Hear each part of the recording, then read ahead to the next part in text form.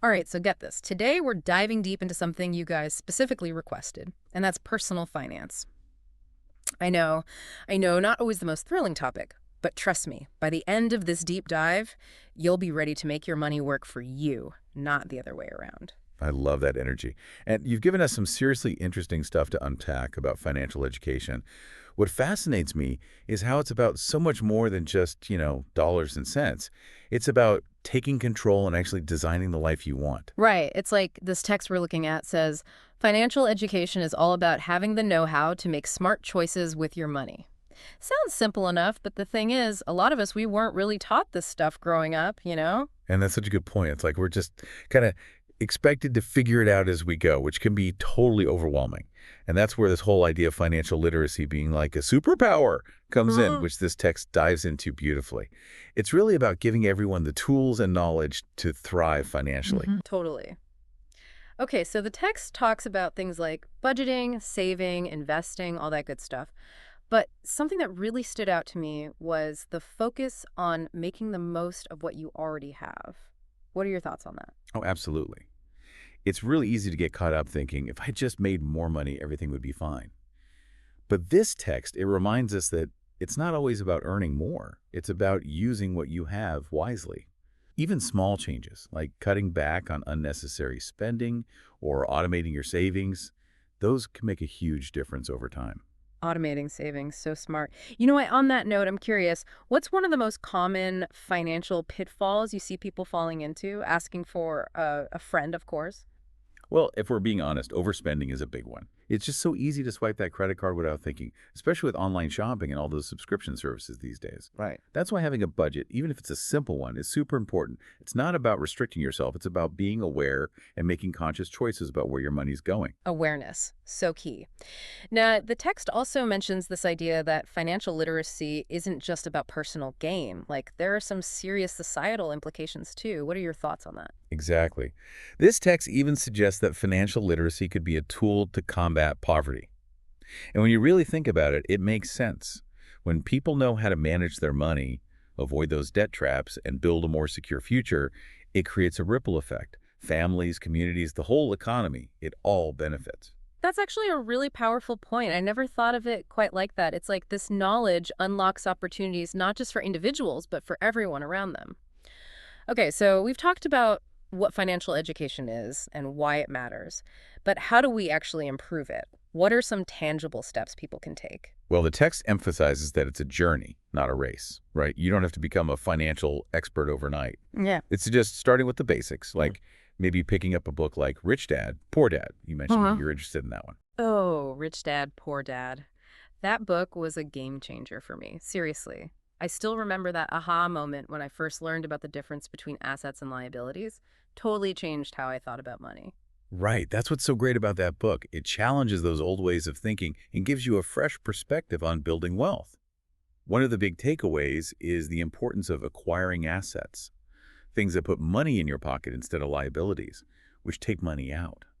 Yeah, and it's not just about getting those assets either. The book really stresses how important financial education itself is, like it's its own kind of asset. So true. The more you know, the better choices you can make with your money, right? It's like you wouldn't try to rebuild an engine without knowing anything about cars.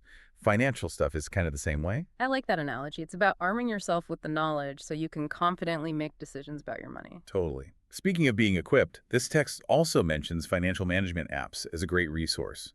I mean, these days it seems like there's an app for everything, and that includes managing your money. Absolutely. And you had even mentioned in your notes that you were curious about exploring those budgeting apps. Yeah. It's pretty cool how these apps make things so much simpler and even kind of fun. They'll categorize your spending, keep track of your progress, like towards your goals, and just really take out a lot of that guesswork from budgeting. Right. That's what I love about them. Way less intimidating than staring at some massive spreadsheet, especially when you're first starting out, like having a little finance guru in your pocket. Exactly. And those apps can be super helpful for figuring out where you might be overspending without even realizing it. Which brings us right back to that self-awareness thing, right? Knowledge is power. 100%. Speaking of empowering yourself, you mentioned thinking about starting a family soon. Yeah, definitely a big step. Super exciting, of course, but Gotta admit, it's a little intimidating, financially speaking. That's totally understandable. And this text actually talks about that, about how important financial planning is when you're part of a household. Yeah, it's like up until now, it's been my own thing, you know? But having a kid adds a whole other level of thinking about money. For sure. But it doesn't have to be overwhelming. This text really emphasizes being open about money stuff and having those conversations as a family about what your goals are. Yeah, so you're both on the same page, working together. Exactly. And get this, the text even talks about getting older kids involved in those conversations too. I mean, obviously, you're not going to sit a toddler down with a spreadsheet or anything, but even just talking to them in an age-appropriate way about like needs versus wants or saving up for something together, that can really start teaching them good habits from a young age. Wow, I never thought about it that way, but it makes so much sense, like laying the groundwork early on. Totally. It's like anything else you teach your kids. Financial literacy, it's a life skill. And those early lessons, they can make a world of difference as they grow up. Okay, so we've covered young adults, families, but what about people who are, a little further down the line, maybe thinking about retirement? We were talking about compound interest earlier. Right. This text makes it clear. It's never too soon to start thinking about retirement. And it's all about harnessing the power of compound interest. Let me give you an example. Say you invest $1,000 today, right? At a 7% return in 10 years, without putting in another dime, you'd almost double your money. Okay, see, now that's motivating. But it's so easy to get caught up in the day-to-day and just kind of push retirement planning off. Yeah, it's a common trap. But the earlier you can start, the more time that compound interest has to work its magic.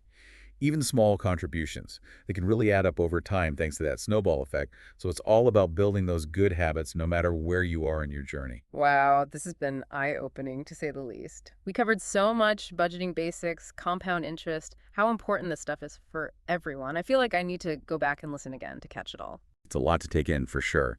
But, what I think this text does well is break down those steps into manageable pieces. Just start with one thing, build on it, and remember all those resources are out there to help along the way. Exactly. And that's what's great about this. It's not about being perfect, it's about making progress. Taking that first step, whether it's reading a book or trying out a budgeting app, and empowering yourself to take control of your finances, whatever that looks like for you. And hey, we've been talking about financial literacy for individuals, but what if we went even bigger? What if financial education was a core part of our schools, our communities? How amazing would it be if everyone had the opportunity to learn these essential skills? Something to think about. Thanks for joining us on this deep dive, everyone.